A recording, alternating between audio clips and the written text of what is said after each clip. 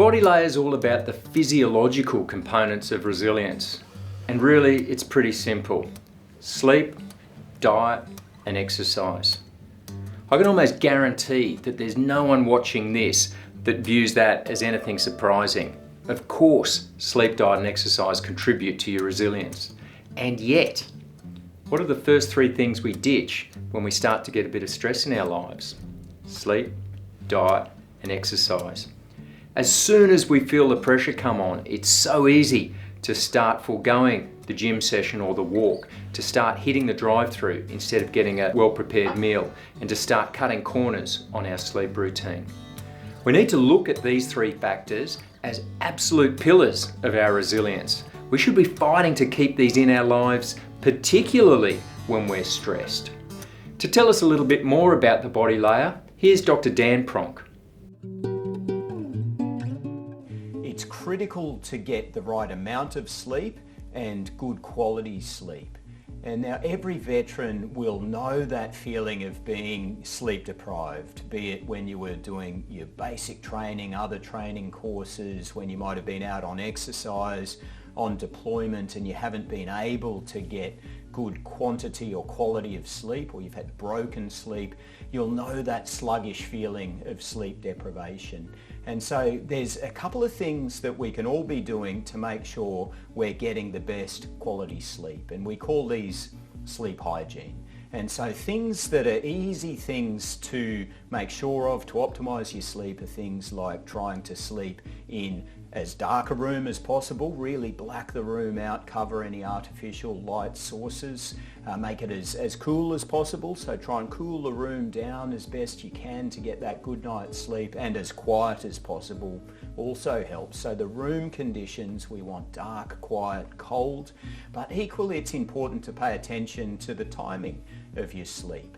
So humans run on a circadian rhythm, a day-night cycle, and our bodies really like regularity in that cycle. So trying to get to bed at the same time or a similar time every night and waking up at a similar time really helps us to regulate our sleep and get good quality sleep.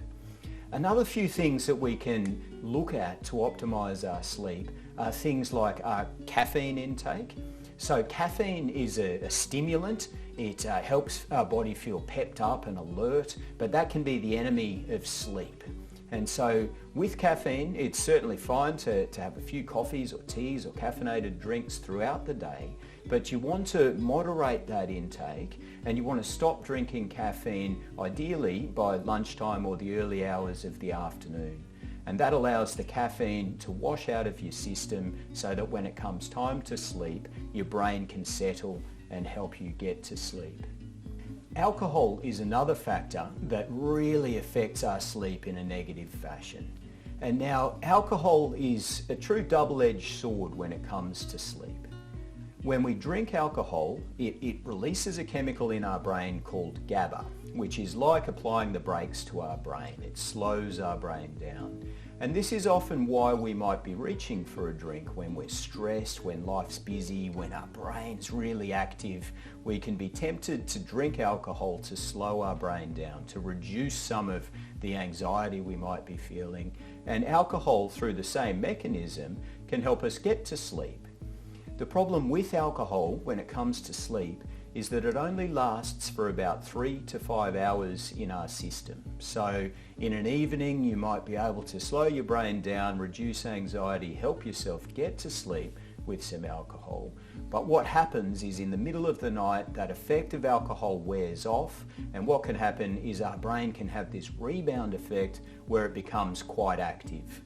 Now in the worst case scenario, that means we wake up at 2 or 3 a.m. with our brain racing and we can't get back to sleep.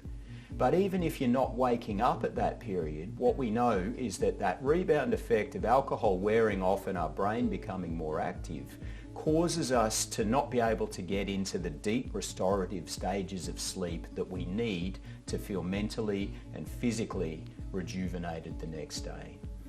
So if there is room for more alcohol-free days in your lifestyle, that's a great way to really improve the quality of your sleep and optimize your physical and mental performance. Our diet is another really important thing to pay attention to be mentally and physically the best version of ourselves. And it stands to reason. The human body is like any machine. What you put into it will affect the performance that comes out of it. And you think of it like your car. You want to run your car on the right fuels and high quality fuels to get the best performance and the best mileage out of it. And the human body is no different. Now, when it comes to diet, everyone is individual. There's going to be a lot of factors that affect the diet that is right for you. Things like the foods you prefer, maybe some religious beliefs or ethical beliefs, whether you prefer a vegetarian diet, a vegan diet, a paleo diet, a keto diet, the list goes on. There's no one recommended diet, but there are recommended principles to apply to when we look at the diet that we put into our body and how we optimally fuel the machine. The Australian government has got some regulations that guide us on our dietary intake, and what they recommend is that we pay attention across 5 different food groups. So there are cereals, our vegetables, our fruits, our dairy products and our meat products. And the individual balance for all of us is going to be different, but making sure that we're looking at a range of foods in our diet to make sure that we're getting the right nutritional content, but equally that we're getting the right calorie content. And we're not eating too many calories that will cause us to put on unwanted weight, or too few calories that will cause us to unintentionally lose weight. Another really important factor when it comes to maintaining both our physical and our mental well-being is exercise.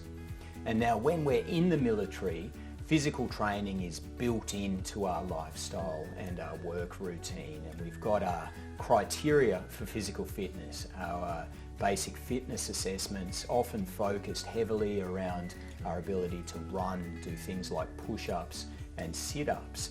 And as we move into civilian life, transition out of the military, it's really important to keep our body moving.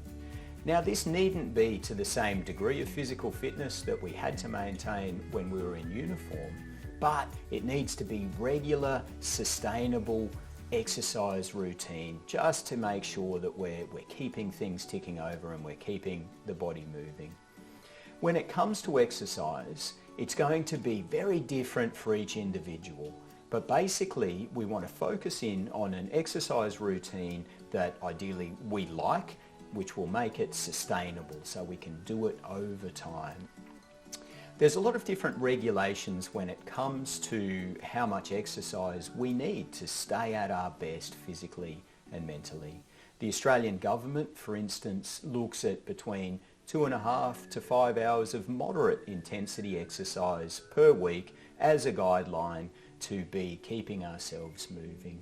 Now, by moderate exercise, they're talking about activities like walking, maybe light cycling, these sort of things that just turn the body over.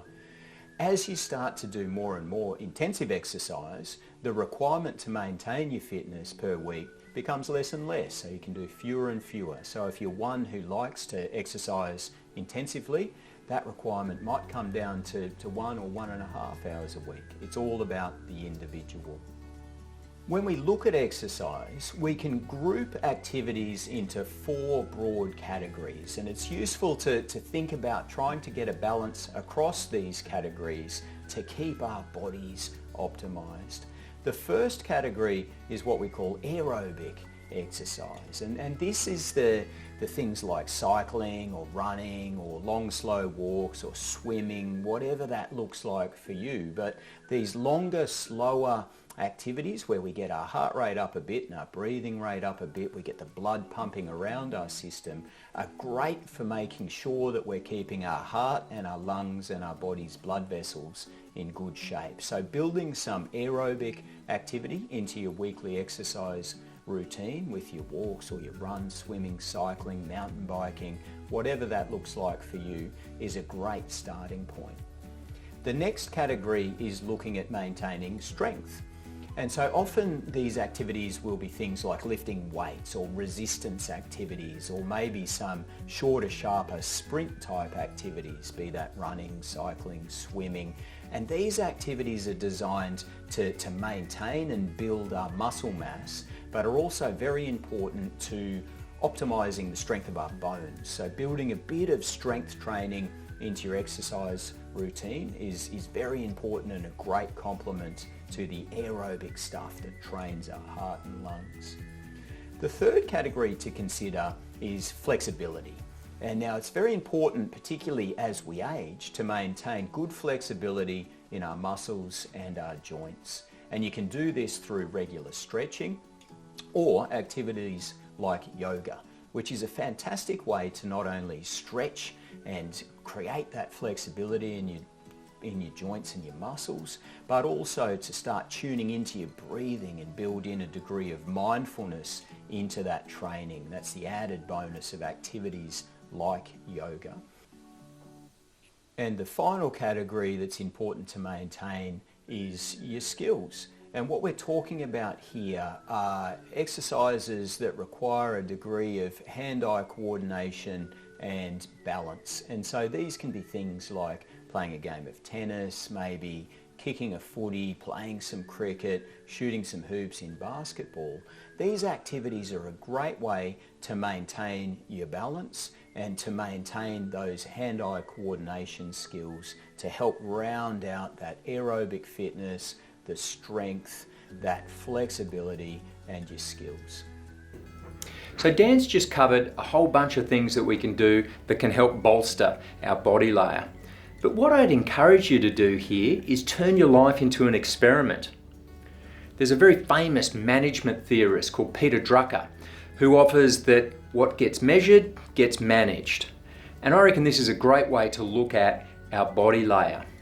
There's a whole range of tools that you can use to measure the physiological aspects of your resilience, from smartwatches through to bespoke sleep trackers, through to a simple notebook and taking your journal into covering your physiological well-being. With all of those things, you can not only track these important metrics that relate to the physiological components of your resilience, but you can also have a bit of fun. Check out what the influence of a couple of alcohol-free nights of sleep a week are. Have a think about how your mood improves if you manage to get a walk in with the dog in the morning. And you can even muck around with things like blue light blocking glasses. That was something for me that I was really surprised actually moved the needle on my well-being and recovery. Treat your life like an experiment and make sure that you're measuring all of these things to allow you to manage them as you improve the body layer of your resilient shield.